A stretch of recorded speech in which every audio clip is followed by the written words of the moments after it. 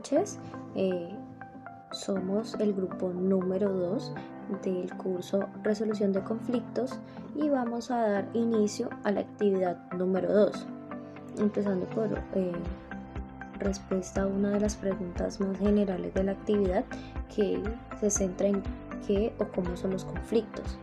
Bueno, los conflictos son unas situaciones en las cuales dos o más personas con intereses diferentes entran en confrontación, oposición o emprenden acciones mutuamente antagonistas con el objetivo de dañar o eliminar la parte rival, incluso cuando tal confrontación sea verbal, para lograr así las consecuciones de los objetivos que motivaron a dicha confrontación.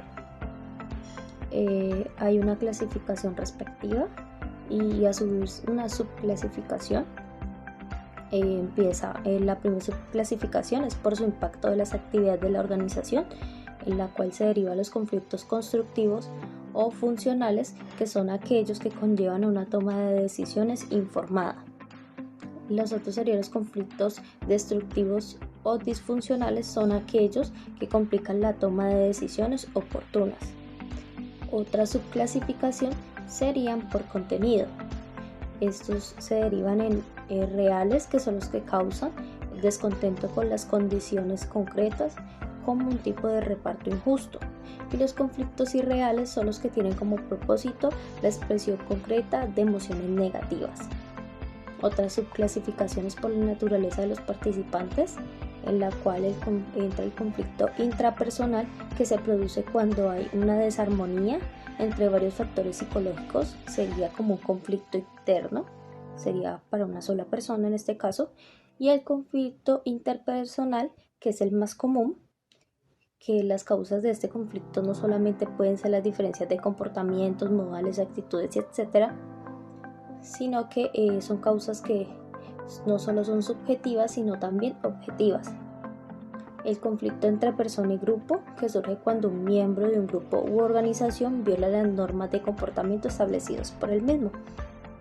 El conflicto intergrupal, que es aquel que tiene lugar entre grupos formales o informales que integran una sociedad u organización. Otras subclasificaciones en función de las características de las partes en conflicto y de las condiciones en las que se desarrolla el conflicto. Una de ellas sería el conflicto interno, que se caracteriza por la interacción de dos o más actores opuestos dentro de una comunidad o grupo de personas. Los conflictos externos se trata de la interacción de opuestos pertenecientes a entidades diferentes, ya sea grupos, clases, etc. Y la última serían los conflictos antagónicos, que se encuentran entre los más intensos, ya que representan la interacción entre grupos sociales irreconciliablemente opuestos. Muchas gracias. Daré paso a mis compañeros. Buenas noches, mi nombre es Harold. Voy a hacer la presentación de cuáles considera que son los componentes del conflicto de acuerdo con sus tipos. Para dar solución a estas respuestas tenemos varios puntos a la cual le voy a dar la explicación. Primer punto es la situación, que son las circunstancias y las cosas que suceden dentro del conflicto. Es importante describir lo que pasa en un lenguaje de observación. Como segundo punto tenemos lo que es la visión del mundo o punto de vista. Este comprende las opiniones de las personas, valores, supuestos y las formas de ver el mundo. Este punto de vista de cómo una persona ve la situación del conflicto. Como tercer punto tenemos la posición. En esta se demanda que la persona realiza una acción con palabras o con aptitudes. Es la postura en que la persona toma estas situaciones en el conflicto. En este caso decimos que es el qué. Como cuarto punto tenemos los sentimientos. Los sentimientos presentan una manera de la experiencia que tenemos como seres humanos en el momento de tener las emociones y las sensaciones físicas asociadas con nuestras necesidades que se han cumplido o que aún siguen sin cumplirse. Como quinto punto tenemos las necesidades o intereses. Este enfoque comprende las razones profundas del por qué las personas toman ciertas posturas en situaciones del conflicto. Las necesidades deben ser el orden de importancia y los diferentes tipos de necesidades deben de ser consideradas. En este caso ya sería el por qué. Y como sexto punto y último tenemos que es reformular. ¿Por qué? Ver que el problema está siendo desarrollado por diferentes perspectivas genera el conflicto. Cuando reformulamos en grupo el por qué, cuál es el problema en realidad, vamos a identificar que cada una de esas posiciones en que los implicados están, ahí nos vamos a dar cuenta que vamos a unificar todos esos conceptos para poder llegar a una solución. Entonces, esa función va a ser para igualar todas las necesidades y que todos nos veamos beneficiados de alguna manera.